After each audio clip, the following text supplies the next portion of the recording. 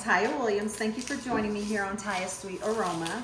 Today I am going to be making up for you one of my favorite bread recipes, and that is my Artisan Italian bread. I have been making this bread recipe for years. It is my go-to bread when I am making a pasta dish or serving it. I like to serve it alongside soups. It makes really good paninis. Use the extras I use the extras to make the kids sandwiches for lunch the next day. Stores really well in the freezer. Now, what I've already done is I've already started the bread earlier today and allowed it to proof for the first time. What I am doing right now is getting my pan ready so that I could break the loaves apart and allow them to proof for the second time, and that's where we're going to start at here today. So one other thing that I wanted to mention before I get started is I have people ask me all the time, like anytime, whether I'm doing a cake recipe or breads, they ask me, because I usually use my stand mixer, and they ask me, well, what if I don't have a mixer? Can I still make it? And you can do anything that you see a stand mixer do. You can do it by hand. It just takes a little longer, okay? But today I decided, instead of using my stand mixer, I wanted to show you the process of doing it by hand. From start to finish, I would say it's between like 7 to 10 minutes. It doesn't take very long, and the bread comes out just as delicious as it does, texture-wise, when you do it in the machine. So I am showing it to you. The clips I'm going to show you right now are me doing it by hand. I'm going to bring everything to the counter while you watch those clips, and then we will get started on the next step. The ingredients you're going to need for these Italian bread loaves is some bread flour, salt, Italian seasoning, some yellow cornmeal. You can also use white cornmeal, some active dry yeast, eggs, extra virgin olive oil, honey, and some warm water. I'm gonna first start out by getting my yeast all prepped and ready to go. And what I'm gonna do first is add my honey in to this measuring cup with my warm water, along with my yeast. Now, it's important to make sure that your water is somewhere between 110 and 115 degrees. Get this added in, give it a stir. And what that honey is gonna do is it's gonna allow the yeast, or it's gonna give the yeast something to feed on, help it poof up nicely. My yeast has had a chance to get activated. You know that it's ready when it gets nice and foamy like it did right there at the top.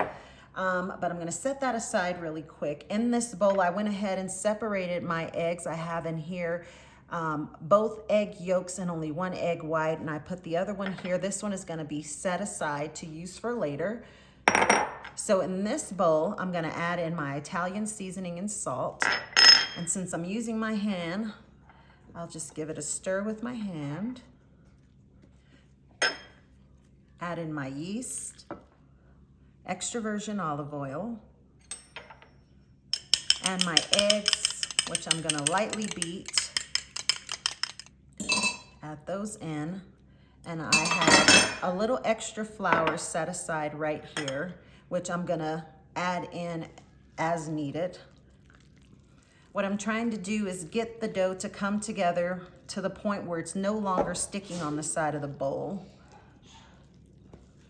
Okay, so now all the flour that was hanging out in the bowl to begin with has now been mixed into the dough. You can still see that it's still very sticky, so I'm gonna start adding in a little at a time. Again, trying to get it to come into a ball and get all the extra stickiness removed from the side of the bowl.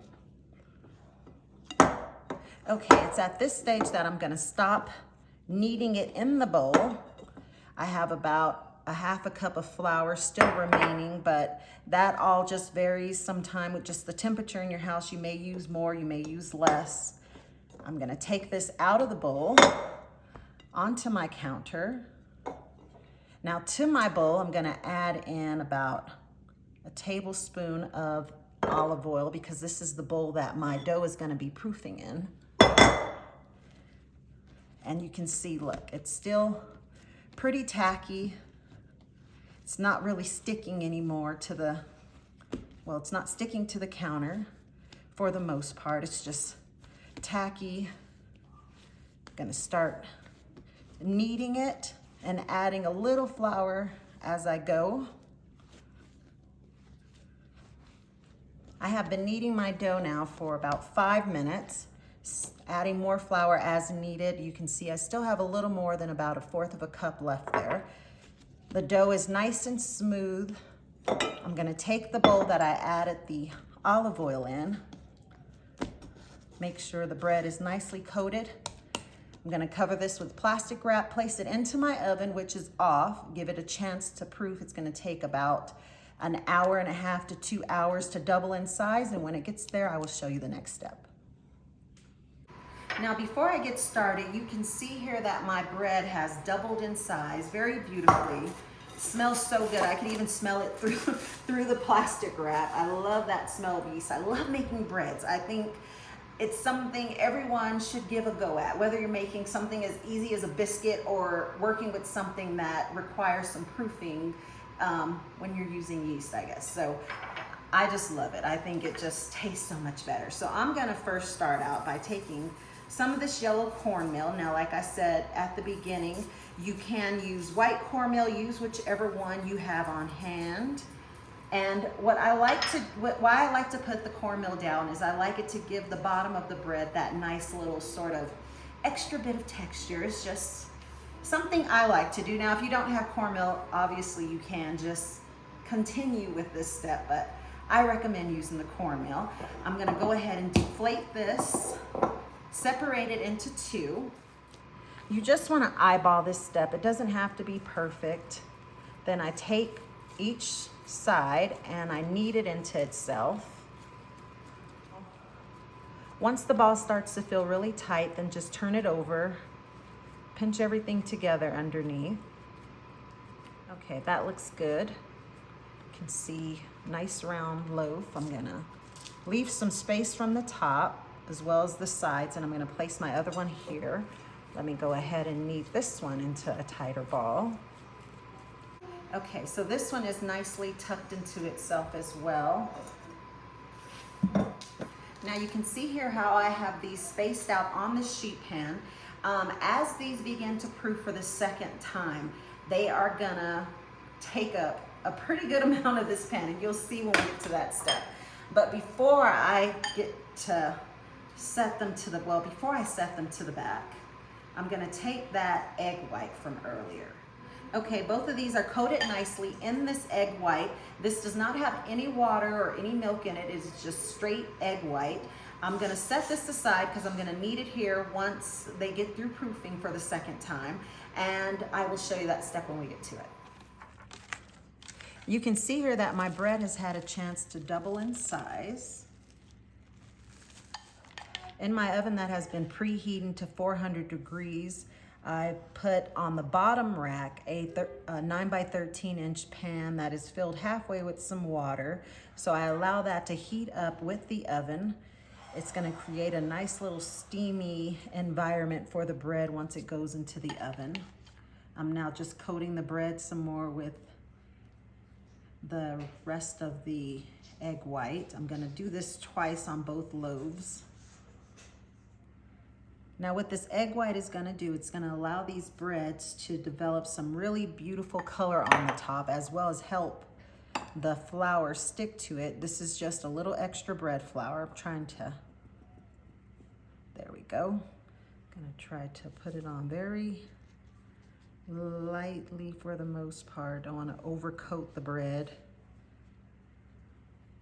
Now I'm gonna take a serrated knife and gently cut 3 little lines at the top. As this bread bakes, they will expand even more. You don't want to cut too far through. Just lightly allow your knife to just glide over the loaf.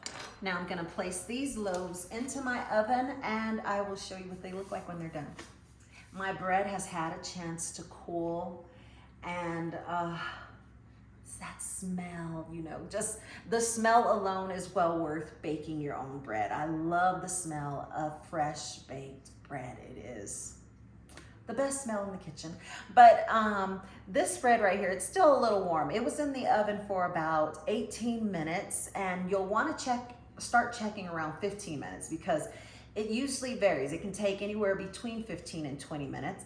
And the way you can tell it's done, not only by it getting that beautiful sort of browning color on the top, you can flick the side of it or the top, wherever you want to flick, and it will sound a little hollow. The outside would be nice and hard. Mine's is already starting to soften up because it's been cooling down. But yeah, you see how easy it was to put together. But I want to bring you in to show you the inside. I can just sit here and just smell the entire time. But I'm gonna bring you in so you can see the inside of this bread. Now the first thing I want to do is separate them and show you the bottom. You see you have all that cornmeal sort of sticking. It gives it just a little extra texture, I think. I'm gonna take a serrated knife.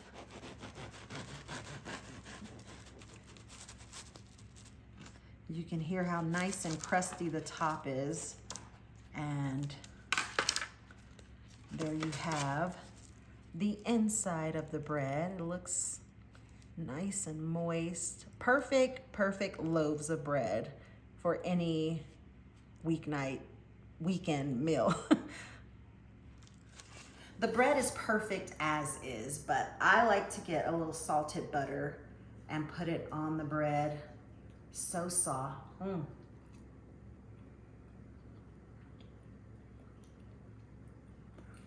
can taste those herbs in there.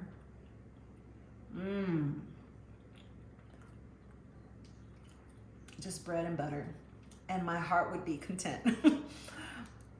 You gotta give this bread recipe a try. It is one that I think you're gonna love just as much as I love it, and just as much as I love making it and getting the chance to just smell it in my house. But I thank you, as always, for spending time with me here today. I'll be sure to include down below in the description box a link where you can find this bread recipe. Don't forget to like and subscribe below, and I hope to see you again next time. Bye.